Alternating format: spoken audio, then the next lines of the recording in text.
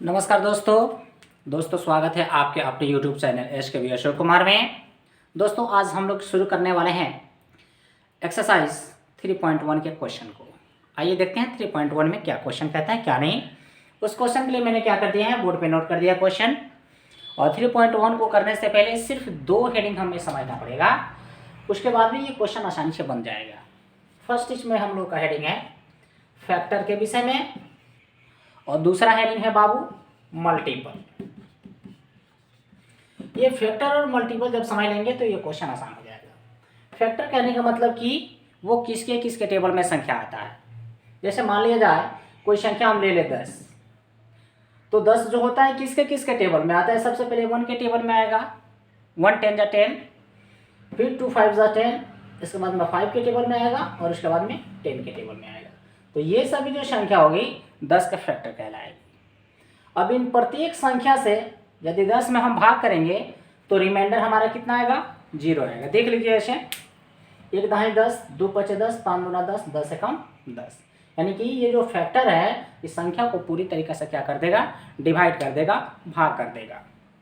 इसी प्रकार से 10 का यदि हम क्या करें मल्टीपल जाने, तो 10 से कम 10, 10 दूना 20, 10 तीन 30, 10 चौका 40, इस तरीके से आते रहेगा ना।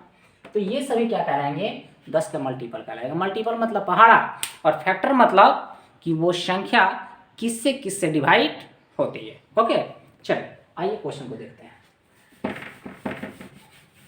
देखिए फर्स्ट क्वेश्चन हमारा कहाँ है, 15 के सभी गुणनखंड लिखिए। तो 15 के सभी गुणनखंड यानी 15 जो होता है किससे किससे कैंसिल होगा। सबसे पहले 1 से कैंसिल होगा, उसके बाद 3 से, उसके बाद 5 से, और उसके बाद 15 से। 3 पचे 15, 5 3 15, 15 कम 15। ये हो गए हमारे 15 के सभी फैक्टर। फिर 64 के फैक्टर क्या क्या होंगे, 1 होगा, 2 होगा, 4 होगा। ये सबसे देख लीजिएगा भाग करके पूरा पूरा कैंसिल हो जाएगा। 4 के बाद में क्या होगा, 6 7 8 होगा, 8 के बाद 16 होगा, 16 के बाद 32 होगा, और उसके बाद लास्ट में खुद ब खुद 64। तो ये सभी 64 के फैक्टर होंगे। इसके बाद क्या कहता है तीसरा क्वेश्चन कहाँ है कि निम्न संख्याओं में प्रत्येक के सभी गुणनखंड लिखिए। तो सभी गुणनखंड में फर्स्ट क्वेश्चन है तीसरा का 36। 36 के लिए क्या होगा, 36 किससे किससे कैंसिल होता है, 1 से कैंसिल होगा, उसके बाद 2 से, 18 दूना 36। इसके बाद 3 से कैंसिल होगा, 3 के पहाड़े में 36 आता है, बांटते हैं 36। इसके बाद 4 से, 4 नवा 36। इसके बाद 6 से, 6 छके 36। इसके बाद 7 8 नहीं होगा, 9 9 चौके 36, 10 11 12 12 होगा, बांटते हैं 36। 13 14 15 16 17 18, एक बार 18 से, 18 दूनी 36, और लास्ट में 36।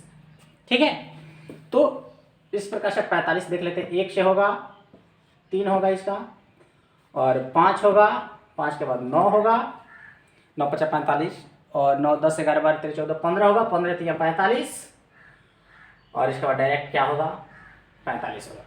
ठीक है, इसको नोट कर लीजिए। और इसके बाद में 78 के लिए हमारा क्या हो सकता है, 78 के लिए 1 होगा सबसे पहले, 2 होगा, और 3 होगा। क्यों, 78 में 8 3 7 मिल के 15 हो जाएगा। 3 के पहाड़े में 15 आते हैं, विभाज्यता के नियम से समझ लीजिए, 8 7 15, 3 के पहाड़े में आते हैं, तो 78 के लिए 3 हो जाएगा। और क्या होगा, 4 5 6 हो जाएगा, 13 छके 78। 6 के बाद में क्या हो जाएगा, 6 से किया तो 13 छक्का 78, फिर 13 हो जाएगा, और 13 के बाद में फिर 14 15 16 17, इधर नहीं होगा 18 के बाद डायरेक्ट चलिए हमारा 26 पे, 26 जी 26 कैसे देखें, 3 से, 3 छक्के 18, और 3 2 6 1 7। 26 के बाद में 27 28 नहीं होगा, 29 नहीं होगा, 39 के बाद डायरेक्ट 39 होगा। 39 दूना 78, 2 9 18, और 2 3 6 1 7, और 39 के बाद में डायरेक्ट क्या होगा, लास्ट 78। चल इसके बाद 125 तो आप जानते हैं सबसे पहले किससे कैंसिल होगा, 1 से, 2 3 4 नहीं 5, लास्ट में 5 है तो 5 से कटेगा, 1 से कटेगा, 5 से कटेगा, और उसके बाद में 25 25 सवा डायरेक्ट 25 से कटेगा, और फिर लास्ट में 125 से कटेगा। फिर 144, 1 से कैंसिल होगा, उसके बाद में 2 से, इसके बाद 3 से। देखिए 4 4 8 1 9, 3 के पहाड़ा में 3 3 का 9। कैसे जाने?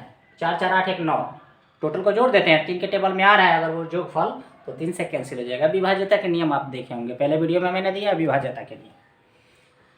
तो 3 से कट गया, और 3 के बाद फिर क्या होगा? 4, हाँ 4 हो जाएगा। 4 के बाद में फिर 6 हो जाएगा। 6 के बाद में 6, और इसके बाद में हमारा क्या हो जाएगा?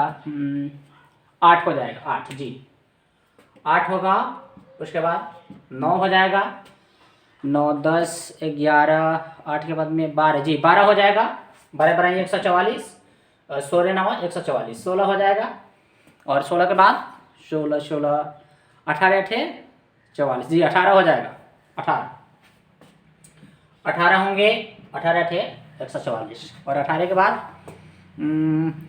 24 24 4 4, हाँ 24 से हो जाएगा। 24 होंगे। 24 के बाद और क्या होगा? 4 6 24, 36 जी, 36 हो जाएगा। 36, उसके बाद 48 हो जाएगा, क्योंकि 48 से देख लीजिए कट के 48, 8 से कट देगा। 8 28 64 के 4 से 6, 8 8 6 14। 48 के बाद में 72, और 72 के बाद 144। ठीक है, तो ये हमारे हो गए फैक्टर 144 के लिए। अब देख लीजिए इसे, इसमें प्रत्येक संख्या से भाग करेंगे तो पता। अब हमको कैसे पता चला कि ये संख्या इसको काट सकता है? देखिए एक विभाज्यता का नियम होती है, 4 4 8 1 9 जोड़ दिया संख्या को, अगर वो 3 के टेबल में आ रहा है तो 3 से कट जाएगा।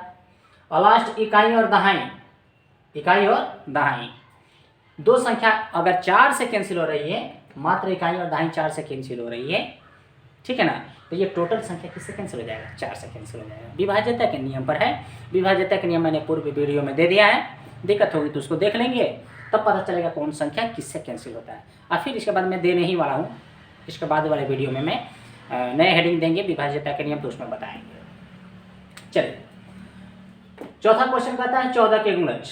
तो 14 के गुणज मतलब पहाड़ा। 14 का 14, 14 दूनी 28, 14 तिया 42, 14 चौका 56, 14 पचे 70, 14 छक्का 84, डॉट डॉट डॉट, इस तरीके से आते रहेगा। 18 के गुणज वही 18 का पहाड़ा, 18 का 18, 18 दूनी 36, 18 3 54, 18 चौके 72, 18 पचे 90, 18 छक्के 160, 18 छक्के 126, इस तरीके से ये आते रहेगा। छठा का फिर फर्स्ट क्या कहता है, थोड़ा सा क्वेश्चन में पढ़ लो क्या क्वेश्चन है क्या नहीं हिंदी में, उसके बाद कराते हैं, है ना। देखो, निम्न में प्रत्येक के पहले 5 गुणज लिखना है। वो 5 गुणज, गुणज मतलब वही टेबल पहाड़ा, तो 5 के 5 गुणज लिखना है। तो चलिए 4 का 4, 4 दूनी 8, 4 3 12, 4 चौके 16, 4 पचे 20, चलिए एक बढ़ा करके दे देते हैं, 4 छक्के 24, 12 का 12, 12 दूनी 24, 12 36, 5 चौके 48, 12 पचे 60, 12 छक्के 72, जितना चाहो आप लिख सकते हो।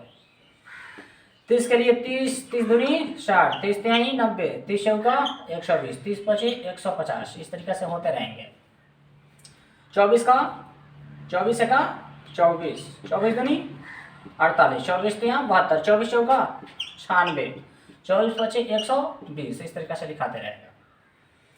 हाँ, ये क्वेश्चन ठीक है। सबसे छोटी अभाज्य संख्या, अब देखो भैया अभाज्य क्या है, संयुक्त क्या है। सबसे छोटी अभाज्य संख्या पूछा है। अभाज्य मतलब जिसके सिर्फ 2 ही फैक्टर होते हैं, जिस संख्या के सिर्फ 2 फैक्टर होते हैं वो अभाज्य संख्या कहलाती है। मतलब या तो 1 के पहाड़े में है, नहीं तो जितना है उतने के पहाड़े में है। तो सबसे छोटी अभाज्य संख्या क्या हो जाएगी? 2 होगी। कैसे? 1 न तो अभाज्य है न तो संयुक्त है, सबसे छोटी अभाज्य संख्या 2 होगी, क्योंकि 1 के पहाड़े में आएगी और 2 है तो 2 के पहाड़े में आएगी। फिर कहता है सम अभाज्य संख्या, सम होना चाहिए और अभाज्य भी होना चाहिए। चलो एक सम, एक तो अभाज्य है ना संयुक्त है जी, 2 होगा इसका आंसर। क्यों होगा?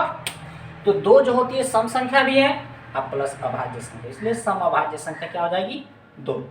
फिर 9वां क्वेश्चन कहता है कि 3 अभाज्य जुग्म, जुग्म मतलब होता है पेयर, जोड़ा। 3 ठो हमें क्या बताना है? अभाज्य संख्याओं के जोड़े बताने हैं। तो मैं बता देता हूं 3 अभाज्य जुग्म में क्या क्या होगा। अभाज्य कहने का मतलब जो 1 के पहाड़े में है और नहीं तो जितना है उतना के पहाड़े में है। मतलब जो संख्या सिर्फ 2 से कैंसिल होती है, तो 1 से और नहीं तो जितना है उतना से। तो उसको हम अभाज्य बोलते हैं। लेकिन इसमें जुग्म का है, जुग्म मतलब जुड़वा नंबर। तो 11 और 13 हो जाएगा, और एक हो जाएगा 11 13 17 और 19 हो जाएगा। ये अपने दिमाग से सोच करके लिख सकते हैं। और 29 हो जाएगा और 31 हो जाएगा। इसमें कोई भी ऐसा नहीं है कि जो किसी के टेबल में आता हो। देखिए 11 और 13 ये भी किसी के पढ़े में दोनों नहीं आते हैं, 17 और 19 भी नहीं आते हैं, 29 और 31 भी नहीं आते हैं। तो ये 3 मैंने उदाहरण बता दिए, ठीक है ना। तो 11 13 17 19 और 29 और 31 ये जुग्म होगा। जुग्म देखिए यहाँ पर जुड़ा लगा कर लिखा है, एक एक साथ में लिखा है। फिर लास्ट क्वेश्चन क्या कहता है, निम्न में कौन सी अभाज्य संख्या है और सबसे छोटी संयुक्त संख्या। जी, अभाज्य और संयुक्त संख्या, इसको देख लीजिए। अभाज्य संख्या कहने का मतलब कि जो किसी के पहाड़े में नहीं आती है, यानी वो कैंसिल होगी तो 1 से कैंसिल होगी, या नहीं तो जितना है उतना से कैंसिल होगी। और दूसरी होती है भाज्य संख्या, जिसको हम लोग संयुक्त संख्या भी कहते हैं। तो संयुक्त संख्या उसको कहेंगे कि जो एक और स्वयं के अलावा किसी अदर नंबर से भी डिवाइड हो जाती है, उसके फैक्टर जो है एक है और स्वयं है, उसका अतिरिक्त भी अन्य कोई नंबर हो तो उसको संयुक्त कहेंगे। जैसे यहाँ देखिए, इसको पहले मिटा देते हैं, इसको नोट कर लीजिए पहले। चलिए यहाँ बता देते हैं। ये क्वेश्चन संख्या था 9, 10वां क्वेश्चन है ना। 6 7 8 9 10, चलिए 10 नंबर क्वेश्चन आइए। 23 कहते हैं कि कौन कौन सी अभाज्य संख्या है।